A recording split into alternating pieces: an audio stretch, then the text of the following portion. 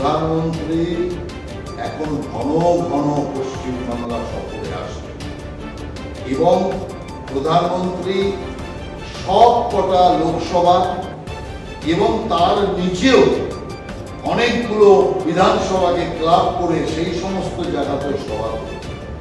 অর্থাৎ বাংলার নিচু স্তর পর্যন্ত প্রধানমন্ত্রী পৌঁছাবে এবং জায়গায় জায়গায় প্রধানমন্ত্রী সভা হবে।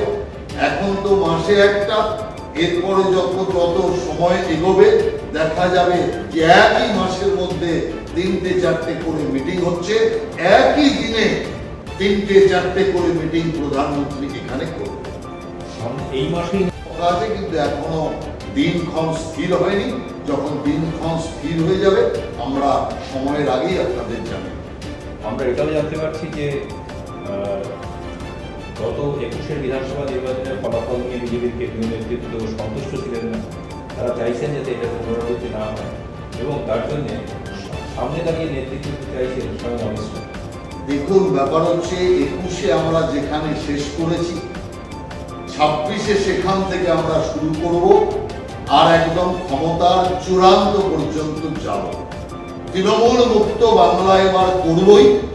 আর অমিত শাহজি 21-এ যে রোল প্লে করেছে, যেভাবে উনি এই রাজ্যটাকে নির্বাচন পরিচালনা করিয়েছে, তার চেয়েও আরো বেশি সময় দিয়ে আরো বেশি সতর্কতার সাথে এবার নির্বাচন যুদ্ধে অমিত শাহজিকে আমরা পাবো। অর্থাৎ পুরোপুরি কেন্দ্রীয় টিম চারিদিক থেকে বাংলার উপর ঝাঁপিয়ে পড়বে এবং পশ্চিম বাংলাকে এই অশুভ শক্তির হাত থেকে মুক্ত করা। আমরা এটাও শুনতে পাচ্ছি যে ডিসেম্বর মাসের পর থেকে উনি এখানে থাকার বাসনা প্রকাশ করেছেন এবং চাইছেন যে এখানে থেকে নির্বাচন পরিচালনা করতে নিউ টাউনে বাড়িও খোঁজা হচ্ছে।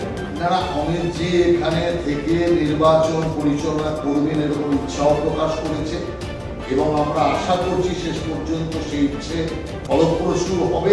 কারণ উনি এবার এই নির্বাচনকে একদম পুরোপুরি আরো কঠিনভাবে আরো যত্ন সহকারে সময় দিয়ে এই নির্বাচনকে লড়তে চান। কারণ পশ্চিম বাংলা পুরোপুরি এই যে আপনার পূর্ব উত্তর পূর্ব এলাকা, এই উত্তর পূর্ব ভারতের পক্ষে একটা গুরুত্বপূর্ণ জায়গা এবং উত্তর পূর্ব ভারতের একটা গেটওয়ে। অতএব সেই কারণে এই গেটওয়েকে কিছুতেই বিদেশি মদতপুষ্ট কোনো সরকারের হাতে থাকা উচিত নয়। সেই কারণে পূর্ণ মাত্রায় এখানে শক্তি দিয়ে অমিত শাহজি এবং কেন্দ্রীয় পার্টি রাজ্য পার্টির সাথে মিলে লড়াই। আমার আরেকটা প্রশ্ন আছে, সেটা হচ্ছে যে বাংলাদেশের সঙ্গে ভারতের সম্পর্কের পরিপ্রেক্ষিতে চিকেন লেগের গুরুত্ব এবং তাৎপর্য যেহেতু অন্য পর্যায়ে পৌঁছে গেছে, সেহেতু এই জায়গাটা নিরাপত্তা যাতে মজবুত হয় তার সাথেই বিজেপি কেন্দ্রীয় নেতৃত্ব আরো বেশি করে আগ্রহী আছে। আমি তো আপনাকে বললাম, শুধু চিকেন নেক নয়, এটা পুরোপুরি উত্তর পূর্ব ভারতের প্রধান দরজা পশ্চিমবাংলা। সেই দরজায় যদি সুরক্ষিত না থাকে তাহলে ভারত সুরক্ষিত থাকবে কি করে? ভারতের সুরক্ষা নষ্ট হবে। আর এখানে তো আমরা যা দেখছি, যেভাবে অনুপ্রবেশকারীদের আশ্রয় প্রশ্রয় দেওয়ার কাজ চলছে, স্বাভাবিকভাবে বাংলাদেশের আজকে যে অস্থির অবস্থা, সেই অস্থির অবস্থায় চিকেন নেকের গুরুত্ব আরো অপরিসীম হয়ে দাঁড়িয়েছে। এখানকার গুরুত্ব আরো অপরিসীম হয়ে দাঁড়িয়েছে।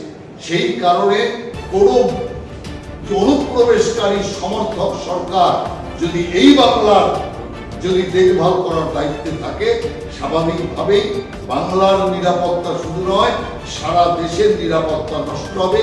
যে কারণের জন্য এই গাদা গাদা অনুপ্রবেশকারী, লক্ষ লক্ষ অনুপ্রবেশকারী পশ্চিম বাংলা দিয়ে ঢুকেই তারা সারা দেশ জুড়ে ছড়িয়ে পড়ছে, জনসংখ্যার ভারসাম্যকে নষ্ট করে দিচ্ছে।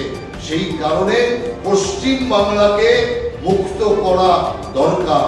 তাই তৃণমূল মুক্ত বাংলা দরকারই দরকার। তৃণমূল